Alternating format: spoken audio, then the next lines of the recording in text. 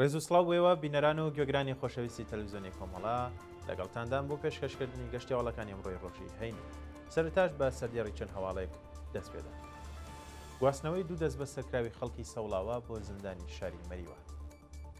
گیان لە دەستدان و برینداربوونی 11 کرێکار لە ئێران. ماترسی لە سێدارەدانی دوو بەندکراوی سیاسی ڕاگیراو لە زیندانی ئەڤین. بەردەوامی مانگرتنی پەریسا کەماڵی لە زیندانی ناوەندی یەز. لە سێدارەدانی نۆبەندکراو لە زیندانەکانی ڕژێمی کۆماری ئیسلامی.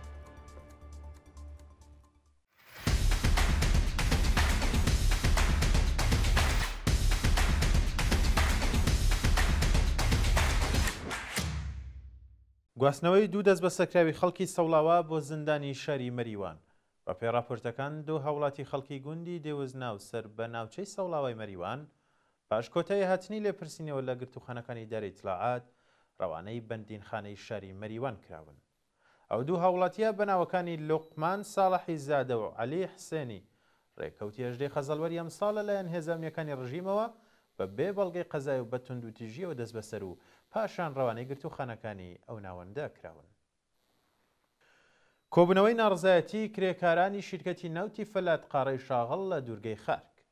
ڕۆژی ڕابردوو کۆمەڵێک لە کرێکارانی شیرکەتی نەوتی فەلات قاڕەی شاغڵ لە دوورگەی خارک دەست بە دیناهاتنی بەڵێنەکانی بەرپرسان کۆبوونەوە. بەشداربووانی کۆبوونەوەکە بە وتنەوەی دروشم دژ بە دەسەڵاتی گەندەڵی ڕژێمی کۆماری ئیسلامی و هەڵکردنی پلاکارد خوازیاری بەرزکردنەوەی ئاسیاق دەست بە پێڕێژی هەڵاوسان، دابینکردنی بیمەی دەرمانی کارامە، ئیمەنی شوێنی کار و ئیمکاناتی ڕیفاهی، پێدانی حەقدەست و مەزایە دواخراوەکان، وەرگرتنی هێزی کاری نوێ، بەکردەوە دەرهاتنی گەڵاڵی ڕیزبەندی پیشەکان، سربەخۆی سندوقی خانشینکراوانی سەنعەتی نەوت و هەروەها کۆتایی هاتنی گوشاری ناوەندە ئەمنیەکان لەسەر کرێکارانی ناڕازی بوون. گیان لە دەستدان و برینداربوونی 11 کرێکار لە ئێران. لە ڕۆژانی ڕابردوودا 11 کرێکار لە ئێران بەهۆی بایەخ نەدانی بەرپرسانی ڕژیمی کۆماری ئیسلامی بە ئیمەنی شوێنی کار و کرێکاران تووشی ڕووداو بوون. بە پێڕاپۆرتەکان لە شاری تاران کرێکارێکی ئیدارەی کوژاندنەوەی ئاگر بە هۆی نەبوونی ئیمکاناتی پێویست بریندار و پاش گواستنەوە بە نەخۆشخانە بەهۆی سەختی برینەکانی گیانی لەدەستداوە. هەروەها چوار کرێکاری دیکە لە هەمان شار بەهۆی هەڵدێرانی کامیۆنێکی هەڵگری کرێکاران بە سەختی بریندار و دۆخی تەندروستیان لە خراپیدایە.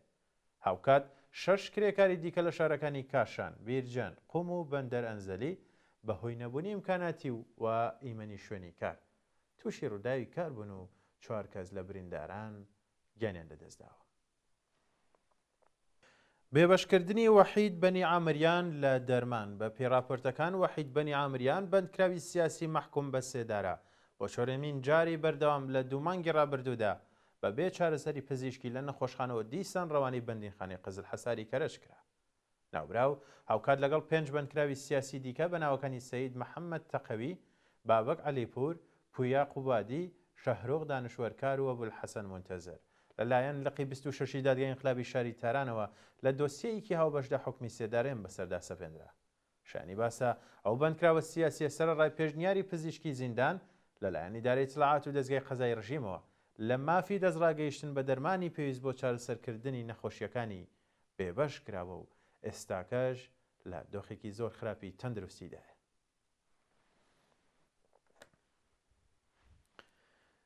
مەترسی لە سێدارەدانی دوو بەندکراوی سیاسی ڕاگیراو لە زیندانی ئێڤین.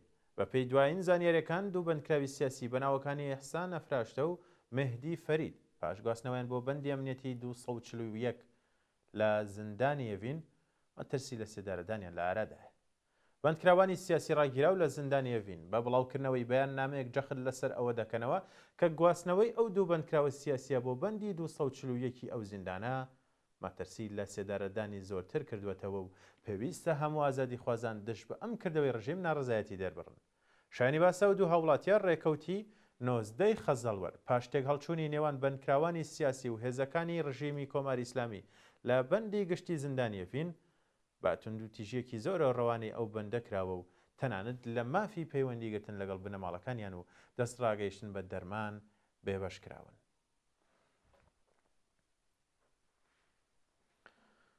بەردەوامی مانگرتنی پەریسا کەماڵی لە زیندانی ناوەندی یەزد بە پێڕاپۆرتەکان پەریسا کەماڵی بەندکراوی سیاسی ڕاگیراو لە زیندانی ناوەندیەز لە 4مین ڕۆژی بەردەوامدا دژ بە ناڕوونی ڕەوەندی دۆسیەکەی بەردەوامی بە مانگرتنەکەی داوە. ناوبراو ڕۆژی دووشەمە سەی سەرماوەز لە بەیاننامەیەکدا ڕایگەیاند کە دژ بە ونبوون و ناڕوونی چارەنووسی ڕەوەندی دۆسیەکەی مان لە خواردن دەگرێت و تا کاتی وەدی هاتنی داخوازیەکانی واز لە مانگرتنەکەی ناهێنێت.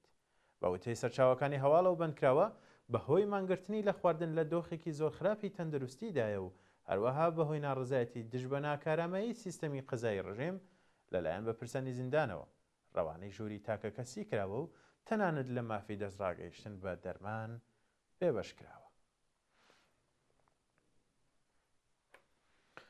دوایین هەواڵ لە سێدارەدانی نۆبەندکراو لە زیندانەکانی ڕژێمی کۆماری ئیسلامی. لە ڕۆژانی ڕابردوودا نۆبەندکراو لە زیندانەکانی ڕژێمی کۆماری ئیسلامی بە تۆمەتی کوشتنی بانقەست و پەیوەندیدار بە مادە هۆشبەرەکان لە سێدارە دراون. بە پێڕاپۆرتی ڕێکخراوەکانی مافی مرۆڤ 7 بەندکراو بە ناوەکانی نورخودا شەهروخی، بەهمەند ساڵحی، بەهزاد عەلیپور، شەهرام شەمسی، عەلیڕەزا فروهەندە، کامبیز فروغی و محەممەد عەلی جەهانیان بە تۆمەتی کوشتنی بانقەز لە زیندانەکانی فردەوس ئەلی گودەرز، بێهبەهان، ئەردەبێل، ئیلام و ناهاوەند لە سێدارە دراون. هەروەها دوو زیندانی دیکەش بە ناوەکانی نێعمەت غوڵامی و موحسن عەزیزی خانی بە تۆمەتی پەیوەندیدار بە مادە هۆشبەرەکان لە بەندیخانەکانی کاشمەر و وەکیلابادی مەشهەد لە سێدارە دراون. بینەرانی خۆشەویست گەشتی هەواڵەکانم پێشکەشکردن هەرشە.